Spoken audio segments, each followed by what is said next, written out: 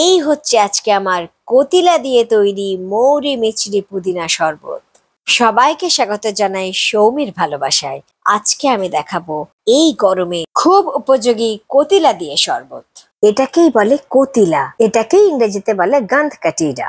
এই কতিলার শরবত গরমে ভীষণ উপযোগী। আজকে আমি বানাবো মৌরি মিছরি পুদিনা দিয়ে কতিলার শরবত। আপনাদের আমি দেখাচ্ছি, যারা ঠিক জানেন না, এটাই হচ্ছে কতিলা। কতিলা কিন্তু দেখতে এরকম হয়। এই কতিলাটা যেদিন শরবত বানাবেন তার আগের রাতে এটা ভিজিয়ে দেবেন। এখানে আমি 2 চামচ মতো কতিলা নিয়েছি। কতিলাটা জলে ভিজে গেলে অনেকটা ফুলে যায়। এবার এই কতিলাগুলো ডুবে থাকবে এরকম মাপের জলে। আমি এটা ঢাকা দিয়ে সারা রাত রেখে দেবো। কতিলাটা এরকম ঢাকা দিয়ে সারা রাত জলে ভিজিয়ে ফ্রিজের বাইরেই রাখবেন, এটা কিন্তু ফ্রিজে রাখতে হবে না। এবার আরেকটা বাটিতে আমি 1 চামচ চিয়া সিড নিয়ে এটাকে আমি এরকম জলে ভিজিয়ে সারা রাত রেখে দেবো।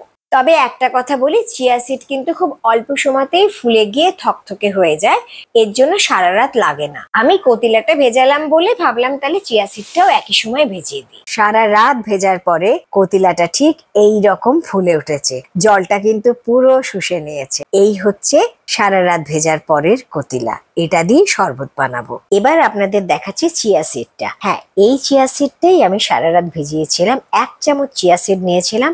দেখুন ফুলে কতটা হয়ে গেছে, একদম জেলির মতো থকথকে। আগেই বলেছি আজকে কতিলা দিয়ে বানাবো মৌরি মিছরি শরবত। তার জন্য এখানে এইরকম একটা বাটি 1 বাটি মৌরি নিলাম। একটু বেশি হলেও অসুবিধা নেই, যতটা বেশি হবে রেখে দিয়ে পরে আবার শরবত বানিয়ে নেওয়া যায়। এবার আমি এই মৌরিটা মিক্সির বাটিটাতে নিয়ে এটাকে ভালো করে গুঁড়ো করে নিচ্ছি। মৌরিটাকে আমি ভালো করে গুঁড়ো করে নিলাম। এবার এটাকে আমি একটা বাটিতে ঢেলে নিচ্ছি। আমি যে মাপে মৌরিটা নিলাম এই মাপে মৌরি গুঁড়োটা আগে আমি তৈরি করে নিলাম।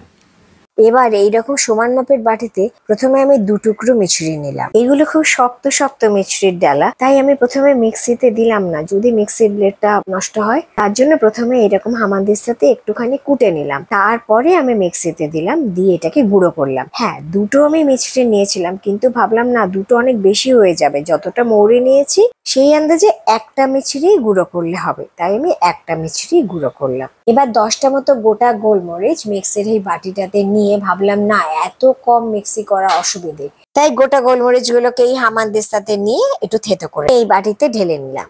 এবার কতিলার শরবতটা বানাতে শুরু করছি। একটা গ্লাসে 4-5টা পুদিনা পাতা নিলাম। এবার এর মধ্যে 2 চামচ কতিলাটা নিলাম, যেটা সারা রাত ভিজে এরকম ফুলে উঠেছে। এবার একটা জিনিস দেখুন প্লিজ, এখানে আমি একটা রুটি বেলার জন্য যে বেলনি আছে সেই বেলনি নিয়েছি। এটা দিয়ে এই পুদিনা পাতা আর যে সারা রাত ভিজে ফুলে ওঠা কতিলাটা, এই দুটোকে এই বেলনি দিয়ে একটু ভালো করে ডলে নিচ্ছি। তাহলে কি হবে, এই দুটোর যে নির্যাস বা ফ্লেভার সেটা ভালো করে শরবতে মিশে যাবে। আর এটা কাঁচের গ্লাস বলেই এই কাঠের বেলনিটা দিয়ে আমি ডলে নিচ্ছি, কারণ এখানে হামানদিস্তাটা দিয়ে যদি করতে যাই না, কাঁচটা ভেঙে যাবে। আপনারা যাতে এই পদ্ধতিটা ভালো করে দেখতে পারেন তাই জন্য আমি গ্লাসের ওপরটা ধরে নিলাম। আবারও দেখুন প্লিজ, একদম সাধারণ রুটি বেলার বেলনি দিয়েই করলাম। এবার মৌরি মিছরি শরবত বানাবার জন্য এখানে আমি 2 চামচ মৌরির গুঁড়োটা দিলাম। যে মৌরিটা গুঁড়ো করে নিলাম মিক্সিতে, এটা হচ্ছে মিছরির গুঁড়ো। এটা আমি আমার স্বাদ মতো দিয়েছি, তাই জন্য এখানে আমি 1.5 চামচ মতো মিছরির গুঁড়োটা দিলাম। আপনারা আপনাদের স্বাদ মতো দেবেন।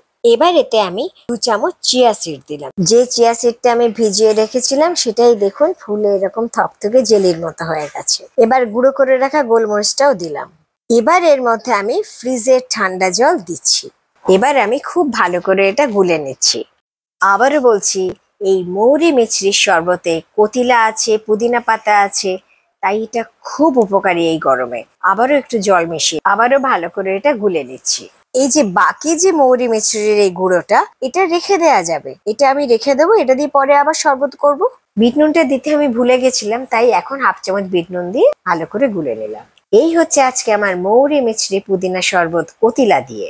ভিডিওটা ভালো লাগলে চ্যানেলটা সাবস্ক্রাইব করার অনুরোধ রইল। ভালো থাকুন, ধন্যবাদ।